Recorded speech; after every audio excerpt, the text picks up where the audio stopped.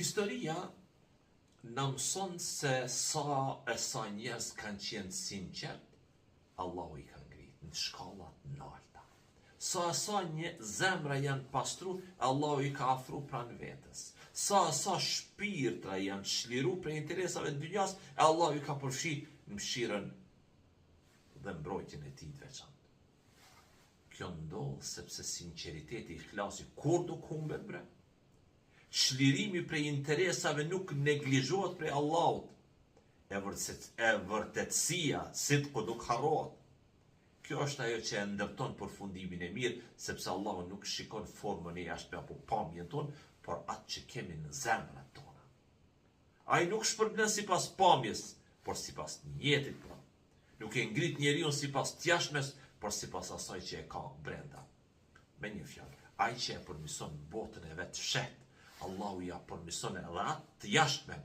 Ai që e pastron zemrën për Allahun, Allahu e liron prej lodhjeve dhe brengave. Nëse ndonjëherë në rrugën e hajrit e gjen veten vetëm, të panjohur mes njerëzve dhe larg syve të botës, qetësohu dhe kujtoje fjalën e Zotit tënd, sikur Allahu po të thot drejt për drejt.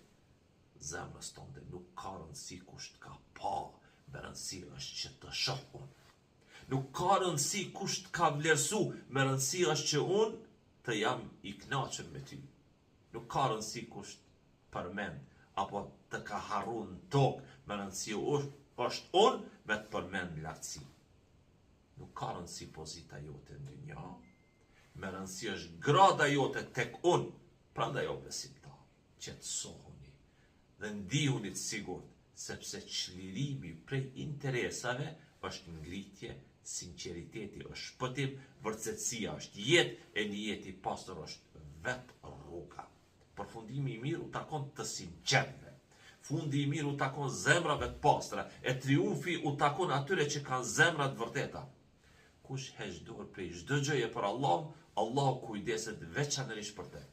E kush është i sinqert ndaj ti, Allahu zgjedh për veten e tij. E kujt i pastrohet zemra, atij lehtësohet rruga, dhe do të ketë afërsinë, kënaqësinë dhe vetë Allahun, e cili përfundim mund të jetë më i madh e më i mirë se sa ti Allahun me pas pranë vete. Wassalamu alaikum.